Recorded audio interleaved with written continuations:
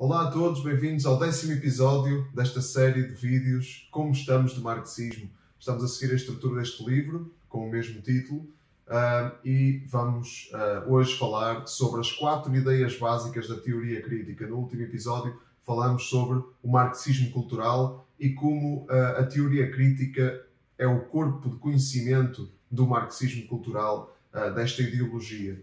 E vamos hoje falar das 4 ideias básicas que estão na base da teoria crítica.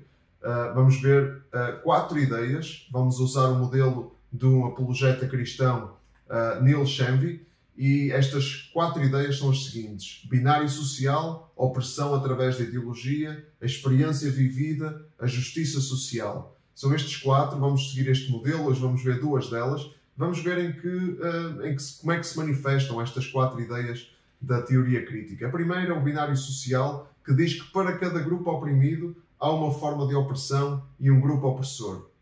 Sociedade, como no marxismo, para a teoria crítica, está dividida em 2 classes, a classe dos oprimidos e a classe dos opressores.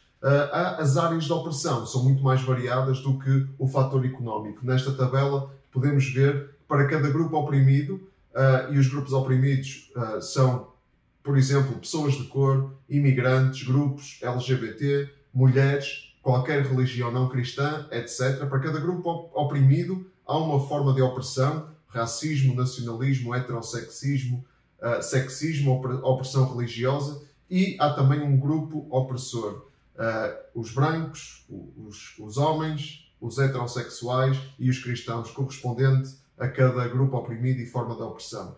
Então, neste quadro ficam claras as dinâmicas da opressão, mas na teoria crítica tudo se torna mais complexo quando entra a ideia de interseccionalidade, que diz que as nossas identidades não podem ser compreendidas só por referência à pertença a um só grupo.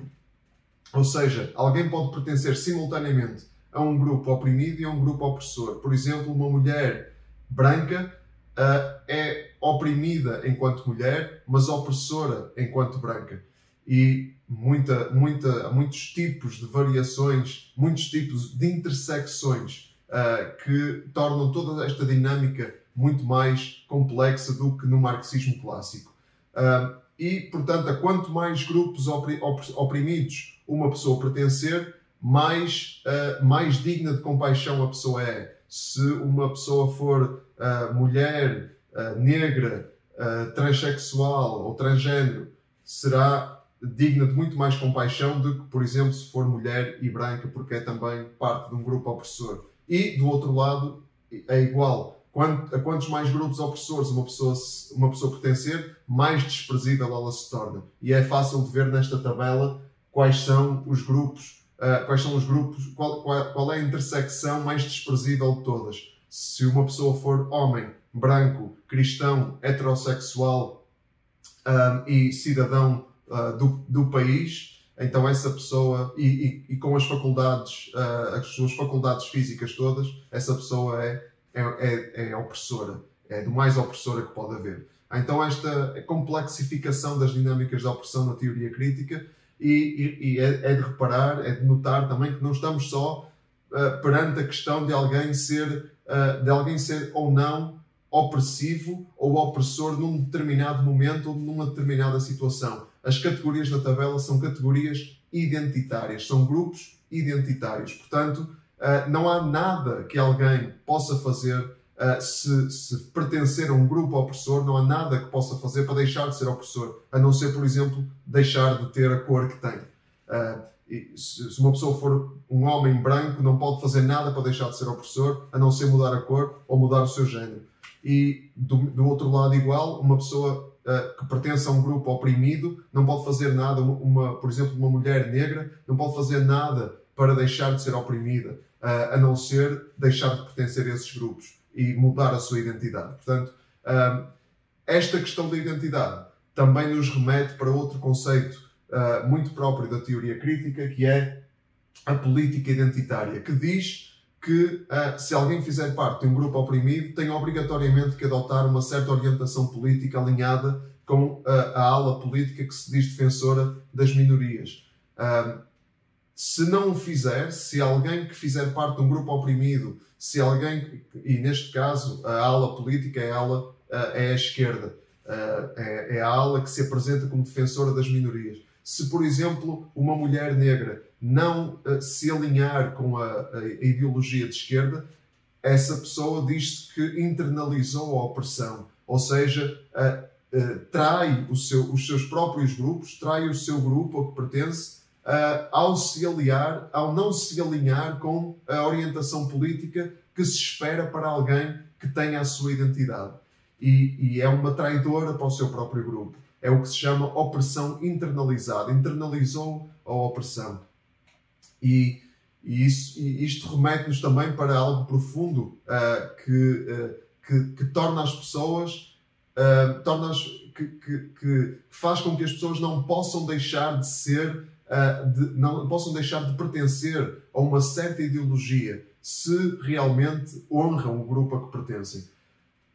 Esta é, em linhas gerais, o binário social, a ideia do binário social que está na base da teoria crítica. A próxima ideia ou pressuposto é esta: a opressão através da ideologia.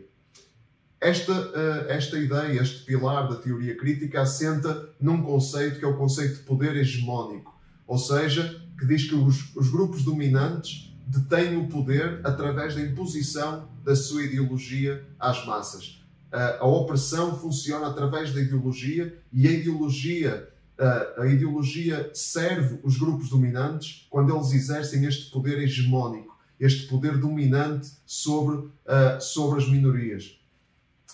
E o conceito é um conceito também que vem do marxismo clássico, da opressão, através de uma opressão ideológica. E agora há uma nova utilização relativamente ao marxismo clássico, porque não é só um poder económico que está em ação, não é só um poder estatal, não é só um poder tirânico, político ou económico, é um poder que se exerce através de práticas bem intencionadas do dia a dia. Como diz Iris Young, relativamente a este conceito, na sua nova utilização, a opressão designa a desvantagem e injustiça que algumas pessoas sofrem, não porque um poder tirânico as coage, mas por causa de práticas do dia a dia de uma sociedade liberal bem intencionada. Esta imagem que temos aqui, esta pirâmide, é bem ilustrativa desta ideia. Nesta pirâmide, nós temos no topo da pirâmide, acima da linha preta, a supremacia branca explícita, isto falando da opressão das minorias raciais pelo homem branco. Temos acima da linha preta a supremacia branca explícita, ou seja, coisas absolutamente consensuais, por exemplo, o neonazismo, por exemplo, a discriminação nas leis, é uma forma de supremacia branca explícita. Mas depois, na maior parte da pirâmide, temos para baixo da linha preta a supremacia branca implícita, ou seja, que é socialmente aceitável, mas que é, de acordo com os ideólogos da teoria crítica, que é tóxica, violenta e racista.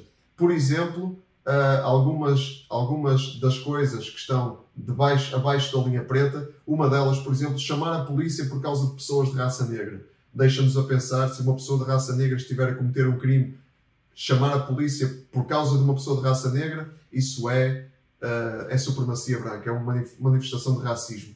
Ter fetiches com pessoas de cor é também uma manifestação de supremacia branca, pelos vistos. Ou dizer, nós somos uma grande família humana. Dizer essa frase, de acordo com este gráfico, é uma manifestação racista de supremacia branca. Então, além desta classificação radical de algumas coisas que são perfeitamente corriqueiras, e então isto origina uma caça às bruxas no discurso, tem que se policiar o discurso para encontrar a forma como os grupos dominantes estão a oprimir os grupos oprimidos, através da sua ideologia, através de coisas aparentemente insignificantes. Além disto, a teoria crítica tem alvos de maior porte. Atualmente ouvimos ouvimos argumentos para, por exemplo, descolonizar a ciência e rehumanizar a matemática. São só alguns exemplos. O que isto significa é que a própria ciência ocidental é acusada de ser um instrumento colonialista da opressão, porque foi desenvolvida pelo homem branco. Então, os argumentos que ouvimos é para que a ciência seja descolonizada. E isto significa não apenas salvar a ciência de preconceitos, o que obviamente é algo que todas as pessoas intelectualmente honestas querem, mas não é apenas isso, é atacar a própria validade dos métodos científicos que são desenvolvidos na Europa, que foram desenvolvidos pelo homem branco, que são uma manifestação colonialista. E o método científico, por exemplo, só porque foi desenvolvido pelo homem branco, então é um instrumento colonialista e deve ser abandonado. E devem ser recuperados métodos de civilizações diferentes, que aqui não há uma análise se são válidos ou não válidos, se são bons ou não são bons, se são indicados ou não indicados para se encontrar a verdade científica ou as evidências científicas. O que interessa é quem nos desenvolve. E isto é um ataque, obviamente, à ciência e ao método científico, e não apenas ao colonialismo do homem branco. Depois também temos